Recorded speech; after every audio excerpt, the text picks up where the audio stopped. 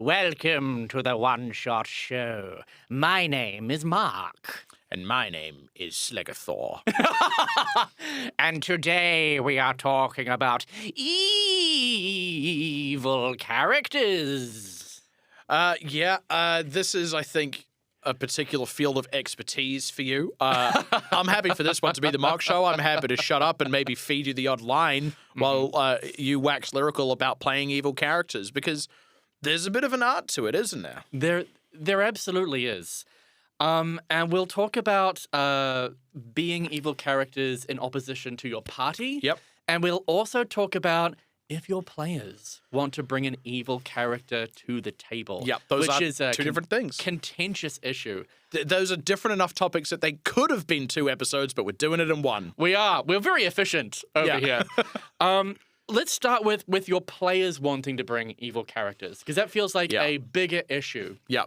And a really hard and fast rule that I absolutely enforce is that if you are playing an evil character, you care about the other people in your party. The example I always give for that is a heist, right? Everyone involved in a heist is a burglar.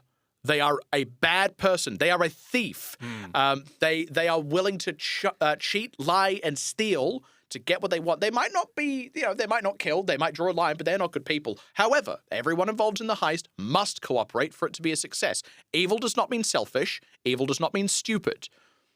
Have you ever played an evil character yourself, Matt? Yeah.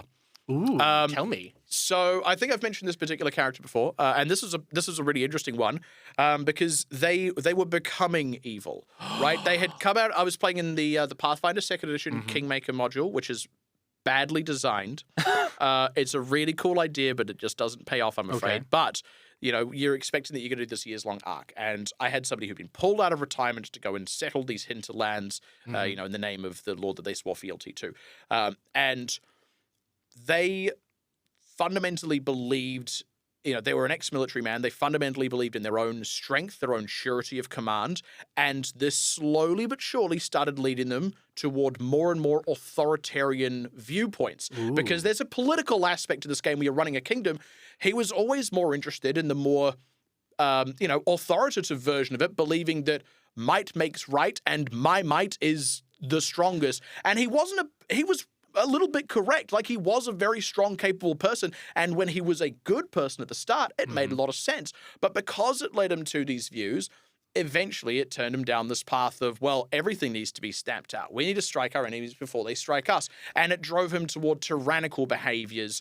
And he became a very heinously bad person. Did you talk to your game master about this? Did you talk to the rest of the party about this as you were leading him down this evil path?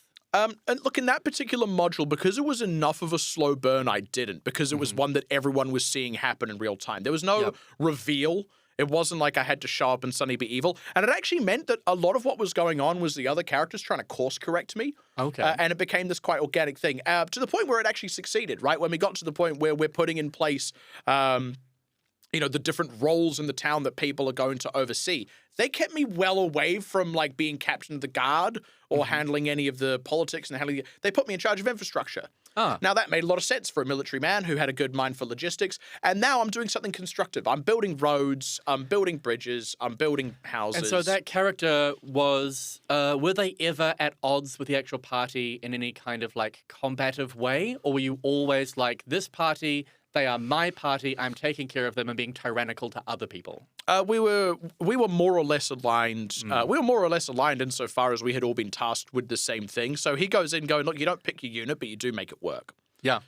I like that. And I'd like to talk about an evil character that I played, which was the first time I ever played Dungeons & Dragons. Don't do this. Anybody, this is terrible advice.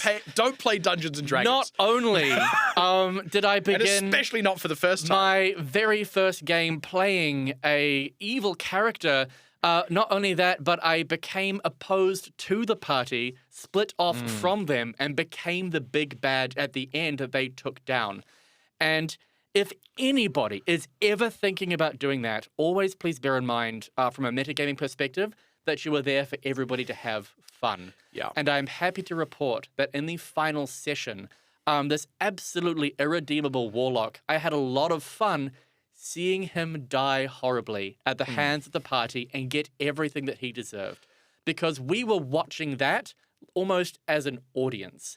And I had set this guy up to be like, he's done horrible things, and the party is really mad at him, but they're not mad at me. Yeah. And everybody knew that I was playing an irredeemably evil character. We were all having fun with it, and that was possible with that particular group of people.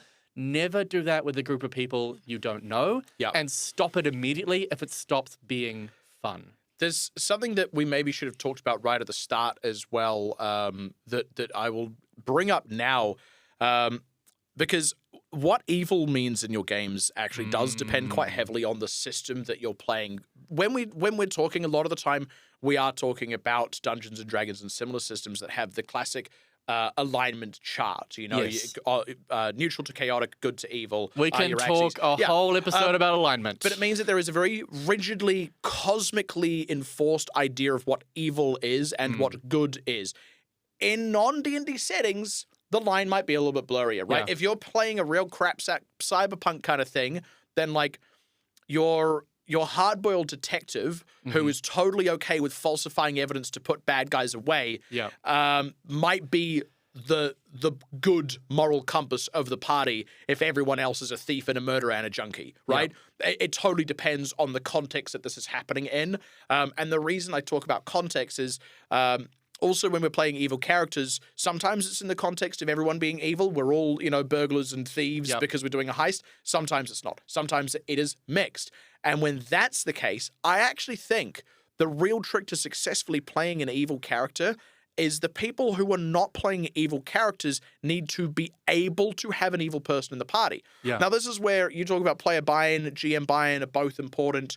But I also think, before you know somebody is showing up to the table with an evil character, if you've showed up to the table with a character that is like totally rigidly morally righteous and refuses to cooperate, as soon as they find out that one character is willing to steal, they go and try and like string them up by their boots and interrogate them. That's how groups fall apart. I think that player, the good player, is the one who's failed there. So one of the tricks to successfully playing evil characters is actually making sure that the whole table has an understanding of what playing an evil character might entail in case it is something that is going to be a part of your games. And you do that in session 0 when you say, hey, you're welcome to play an evil character.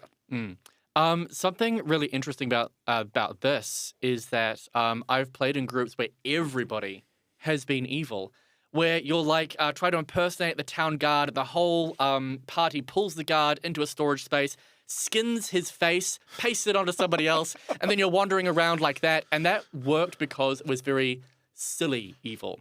It was basically evil comedy. It was disgusting and heinous, and all the people were in on it. And a really useful tool, a way to think about being evil in role-playing games, is to think about a term which is often used when talking about real-world philosophies, called a circle of care. And your circle of care, when you're in a party, is going to encompass that party. That is the people that you are going to care about. That town guard who you skinned, put on his skin and went to impersonate, you didn't care about him. But you do care about the people that you are with. And the more good your character is, the wider that circle of care extends to.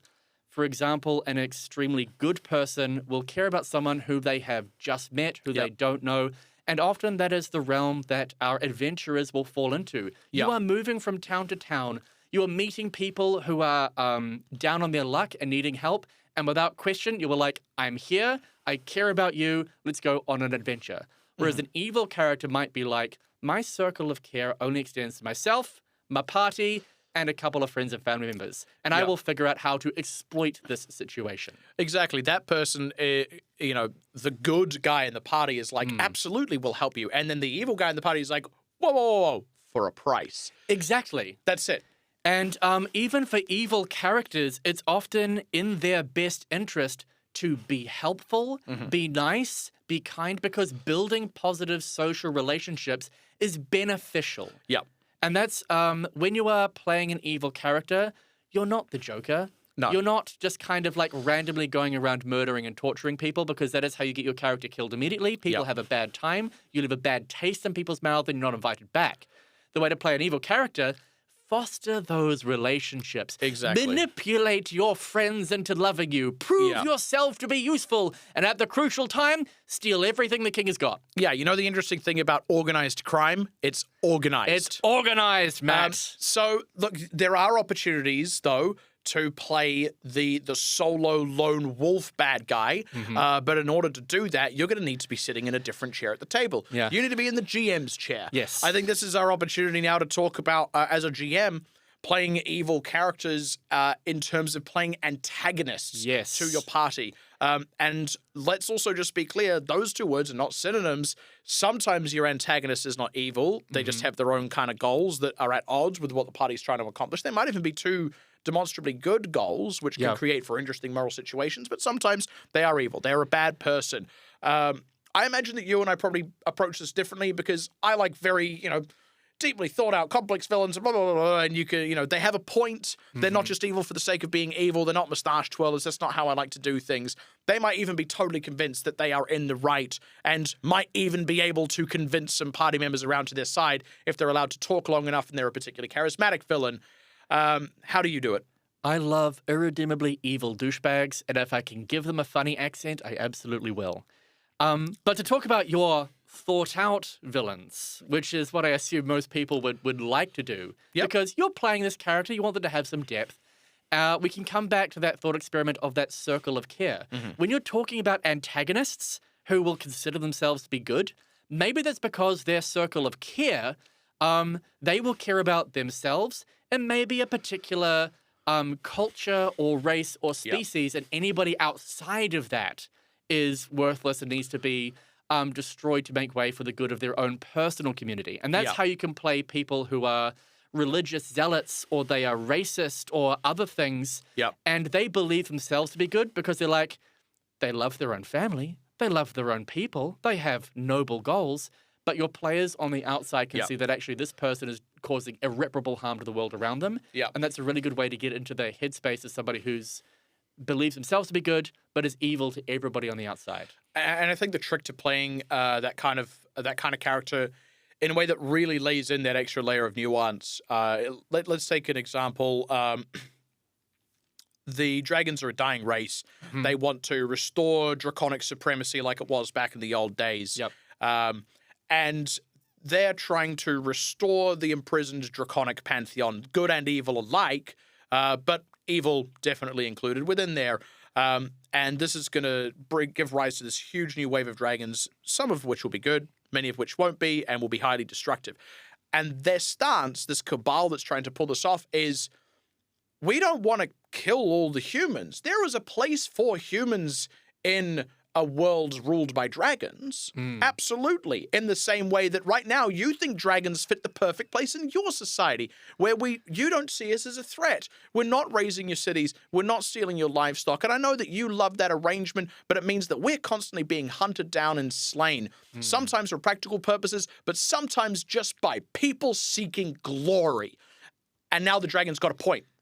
Right? He's got a little bit of a point. It doesn't need to be a good point, as long as they have one. But if his plan comes to fruition, billions of people are going to die because a bunch of evil dragons will raise cities. And this is a really, really interesting point, is that if you are an evil character in an evil party and you're up against some kind of fascist dragon, that's two evil groups who are antagonistic. Dragon is the name of my metal band.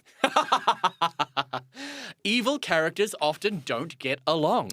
Even if you are playing an evil group of people, you're not immediately allied with all the other, evil groups in whatever world you're exploring. Evil doesn't get along with each other. You can be evil fighting evil. You can even be the lesser evil or the greater evil, but there are still adventures out there for you. You will still be working alongside with the other players at your table, so long as you're being clear with each other that we are playing evil characters. And I'll often find that the most successful evil characters are those where, I'm going to use an example from a TV show that I really enjoy, called It's Always Sunny in Philadelphia, where every single main character is a deplorable sociopathic piece of shit. They are all bad people. They are all bad people. But the people that make that show and play those characters are like, we know how bad this is, and we are having so much fun being the worst people. And be prepared for things to not work out for you, and be prepared to enjoy that failure. Yeah. Because that is really entertaining to watch. If you want to play, a character that is just that little bit selfish, expect comeuppance. Yeah. And come to enjoy the narrative catharsis of comeuppance happening to bad people. That's what you're playing. And, to further your point as well about evil can still fight evil, if everyone in the party is a thief and a burglar because you're mostly heisting, and then it turns out, one of the documents that you steal reveals that there is this plot to restore the Dynasty of Dragons and they're going to burn down most of the cities, you don't want that. No. If the city's gone, you've got no one to rob. Exactly. There's a line, I think it's in Guardians of the Galaxy, and one of the characters is like, what's the universe ever done for us? And the other one goes, I'm one of the assholes who lives in it. Exactly. That's how to make an evil character work. Make sure that you're, whenever possible, talking to the other players and the DM. And if you stop having fun, immediately work that out. Because otherwise, if you've got your extremely righteous paladin and then your extremely evil Righteous rogue, dude. Exactly, that can lead to players leaving tables, things falling apart. Absolutely, it can. Playing an evil character is actually not that hard to do. Mm-hmm. It just takes a little bit of care and effort. You can do it in 15 minutes. That's Exactly. been the One Shot Show, and we'll see you in the next one. Time to go off and do some evil schemes. If you like what you just heard, feel free to support us on Patreon. Every little bit helps. Go to patreon.com/OneShotShow.